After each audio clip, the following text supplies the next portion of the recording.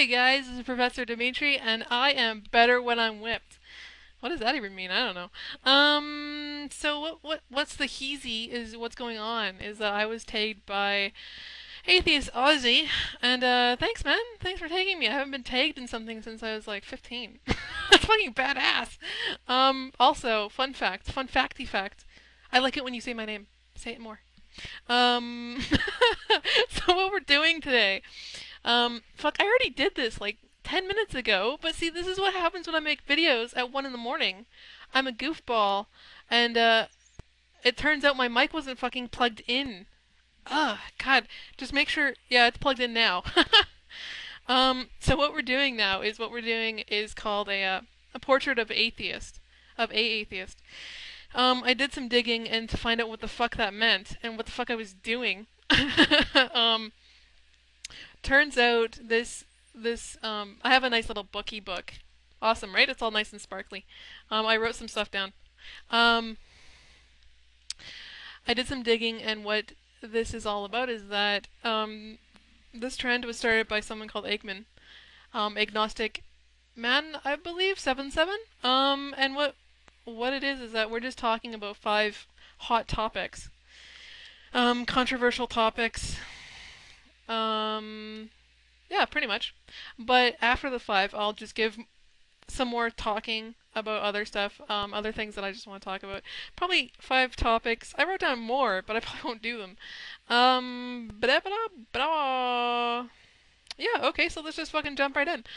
You guys are gonna learn a lot of stuff about me in this session. So yeah, I'm just gonna go full steam. So yeah. So first topic is abortion. Where do I stand on abortion? Um, Coming from a female perspective, I'm obviously pro-choice. Um, Granted that I don't know. Like a lot of religious people are very against this, obviously, because they view it to be a sin. The whole murdering an innocent soul, blah blah blah.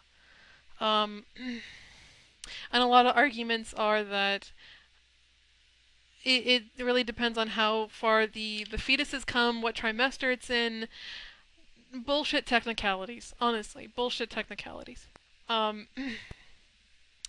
what it really comes down to is how the individual, or individuals, if this is a relationship, are feeling about this.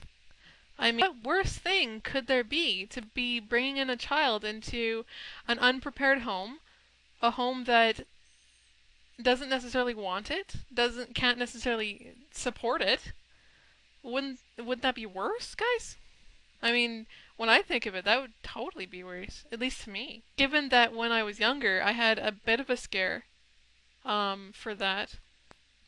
Not even younger, it was a little, not a little while ago, but like, I don't know. Like what, like 2 years maybe? No, not even. Well, somewhere around there. I can't remember. But knowing that, there's a lot of things that go through your head. What mainly went through my head was that this is a being that could have the potential to live life, to have these experiences, to have their own children, to go to school, to learn so many things, to travel the world. And was I willing to take that potential away? That's how I viewed it. Um, my viewpoint has changed since then. I don't really look at it the same way now. Mainly because I had a conversation with the boyfriend at the time and currently um, about this subject, and what he made me realize is that basically, um, me being a responsible young woman, that means that most responsible young women, just in case, guys, I'm not even saying that you need to, but just to be safe, really, um, and to be realistic, we should all be on birth control. So, basically having an abortion every single month, honestly.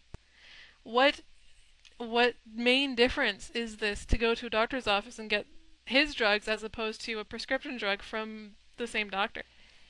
I don't know if that even answers the question or if I'm rambling. I don't know. It's like 1 in the morning, so whatever. Okay, so question 1, done. Question 2, death penalty. My stance on the death penalty. I think that this is gonna sound harsh, guys, but I think that being in a prison cell all your life and watching everything pass you by is a bigger punishment than death. I mean, what would be worse? What would be worse than you still having communication with the outside world, with your loved ones, with anybody? So if you still have communication with the outside world, with society, essentially, um, and you're inside a prison watching it pass you by, what could be worse than that? So I think not being put to death and watching that, and watching what you can't have, is a lot worse than death. So that's the only reason why I'm against the death penalty. Next question, or thing. Gay rights. I'll get back to that on my personal topics, because it fits in. Drug legalization. When I was watching Agman, his example video, he didn't really specify what drugs we're talking about. So